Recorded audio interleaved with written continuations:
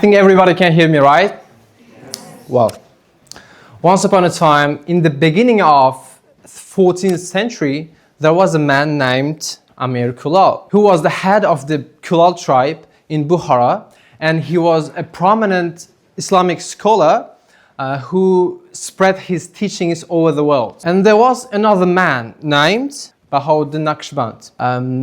He was a young man. Bahauddin Naqshband was hoping to be accepted as Amir Kulal's disciple, who he later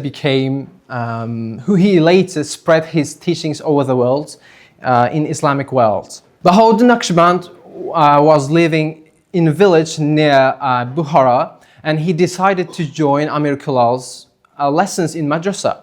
Madrasa is like a university in like ancient language.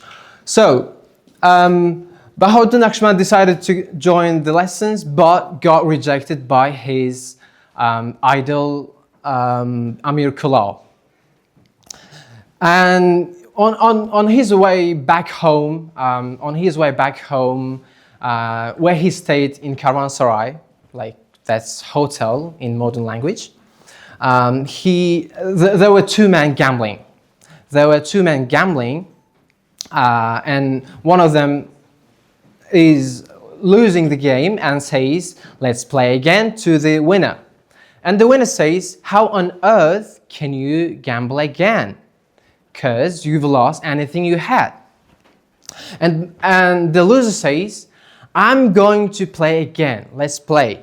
If I don't win this time, I'll be your slave."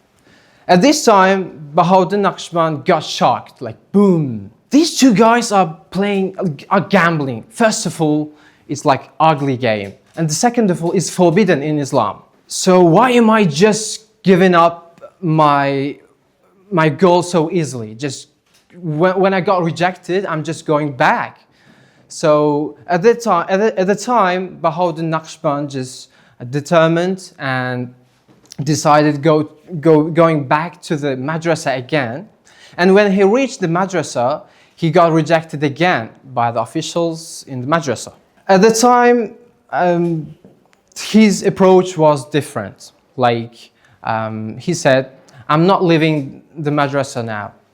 If you don't let me inside, I'll stay here. I'll hear the Amir Kulal here by the door," he said. Good evening, everybody. Good morning, everybody. Today, I'm going to talk about something interesting for me. I don't know for you guys. Something like getting wisdom from other fields. The one in the left is moon. Warning, I'm a bad drawer. On the right is the Earth. So it's a little astronomy thing. Everybody knows, we know that moon orbits the Earth, and the Earth orbits the Sun, and the Sun orbits the center of the Milky Way.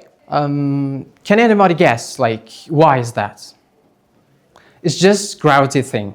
Like, we know that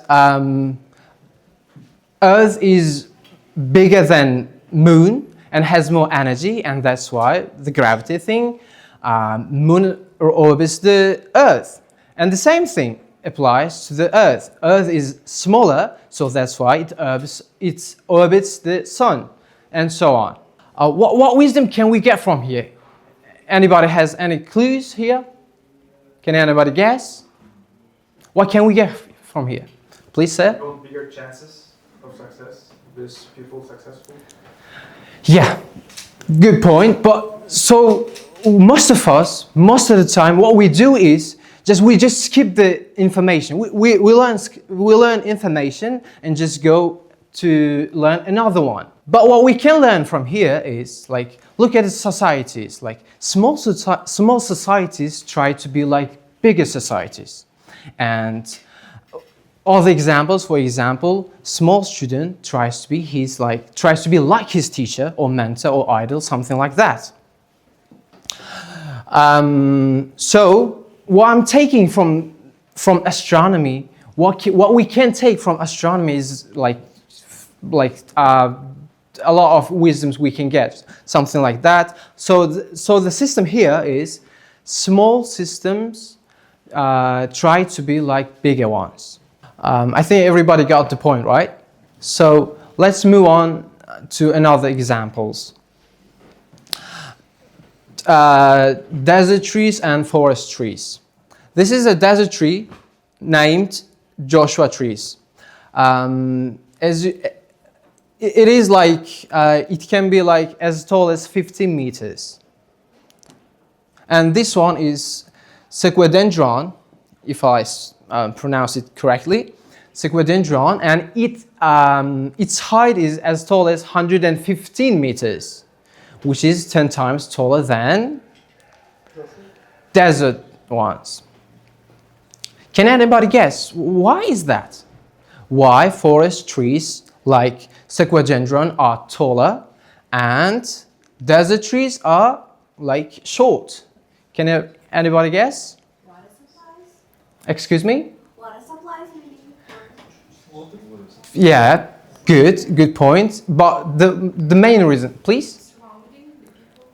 Competition is high. Yeah, correct. That's correct. So in forest, trees grow densely. They are populated densely. But in desert, as you can see, they grow solo. So that's just the information. But most of the time, we just skip this information. But we can learn something from here. Anybody has like what wisdom can we get from here? Any clues? If you're among strong people, you will become strong. Yeah? Sorry? If you're around strong people, you will eventually become strong. Yeah, something like that. So what I got from this information is like I learned like if we want to improve, if we want to get bigger, if we want to get bigger solo, like we can't get further, we can't get more, we can't get bigger because it's difficult. So the main reason why in forest trees are taller is they compete with each other. They try to get more sunlight. So when one tree goes taller, and another one tries to get taller as well, because the taller one interrupts to get sunlight for the short one. So that's why they always compete with each other. So what we can use in our lifestyle is like we should put ourselves in like we should surround ourselves with strong people, more intelligent people than us, and so on, so on. Very, very, very like simple and interesting thing here is we just usually skip the information. We just don't pay attention to the details, and we're not getting. We are learning what they teach us. I mean, when they teach us, I mean universities, books, events, something like that, is what they meant to. What I mean is like we learn what they teach us. I mean universities, books, events, but we can learn far more than what they meant to be learned. So in conclusion, how can we get wisdom in everything, in everywhere, from everything is just going by asking simple question from ourselves. What does this remind me of? This question changed Bahauddin Naqshband's life, and so we can like change our life with this type of perspective, I believe. Thank you so much.